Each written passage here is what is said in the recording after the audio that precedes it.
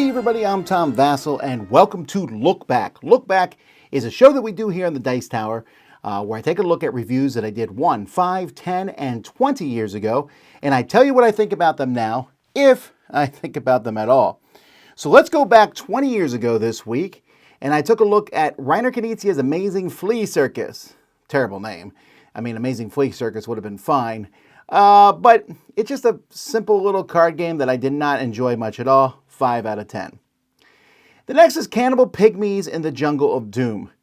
So I understand that this game gave Z-Man the funds to be able to produce stuff like Pandemic and things like that. And I thought it was okay at the time. I just don't like this kind of game much anymore. It's about making a movie.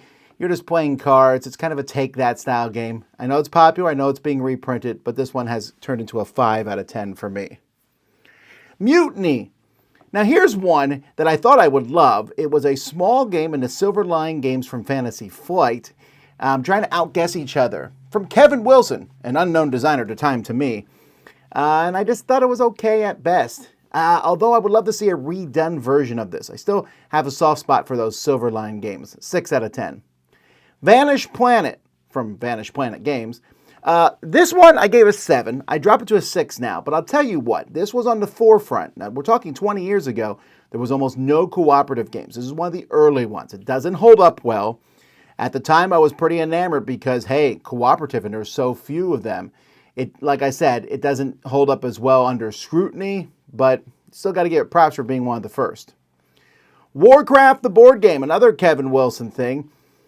I loved Warcraft. I played Warcraft a lot, StarCraft, and this is very good representation of that to some degree, but it's just an okay game, so I'm dropping it to a 6. Wreckage. This is another game from the Silver Lion Games for Fantasy Flight. This one I liked a lot. This is like Car Wars, but in a small box. A small little just drive around and blow the other person up. 7 out of 10. All right, let's go back 10 years ago.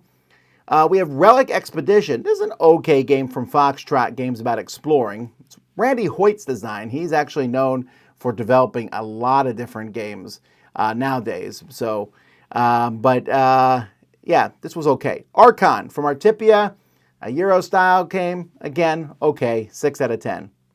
Myth. Now, this game got me in trouble, and for a good reason. The rulebook for this was very difficult, and the publishers flew in and taught us how to play the game. So I didn't mention how terrible the rulebook was because I was taught the game. So I've learned that lesson. I almost always refuse that people teach me games now. So this one's on me. I mean, this one also hasn't held up well. The publisher, I think, has pretty much disappeared. So 6 out of 10. Coraxis & Co. This one, it's just a small little kids game from Queen Games. But I was amused watching this review. If you get a chance, check this one out because it's 10 years ago to see Ruby and Violet where they are today. They were just wee little ones back then.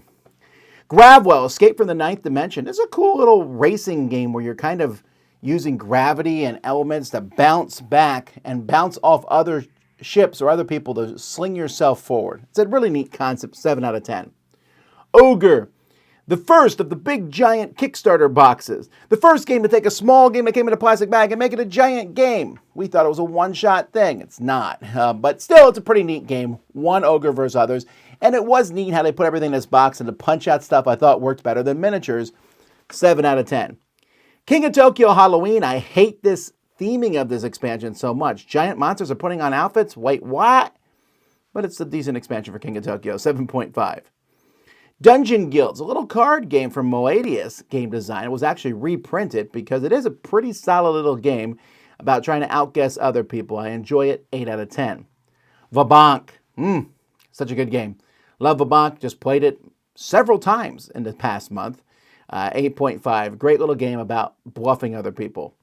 And Trum Fabric. This one I've increased to a 9 in recent years. I love this game about making movies. A bidding game from Reiner Knizia where the enclosed system works really well. All right, 5 years ago, I reviewed Forum Trajanum,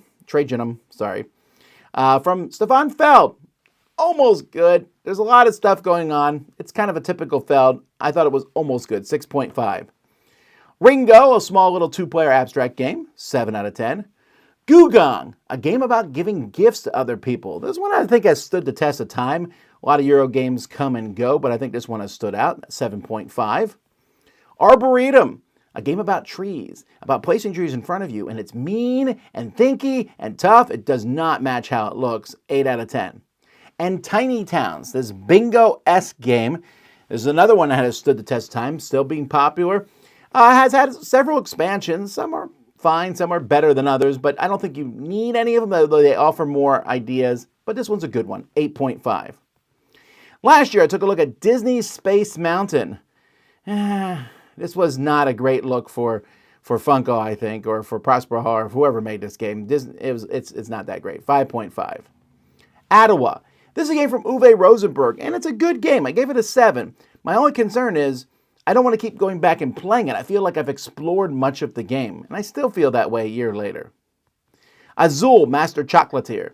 It's like Azul with a few minor rule changes, 7 out of 10. Bequest, a game no one seems to have heard of. This is an I Split You Choose style game. Very cool game, but, well, unfortunately, like I said, not many people have played it. It's in the Dice Tower library, 7.5. And Vegetable Stock, this little card game, stock market game, but very simple, very quick, great game. So great that I was able to get it for the Dice Tower Essentials line, and it will be published from that this year. So look forward to that. Anyhow, those are the games from 1, 5, 10, and 20 years ago. I'm Tom Vasel, and you've been watching Look Back on the Dice Tower.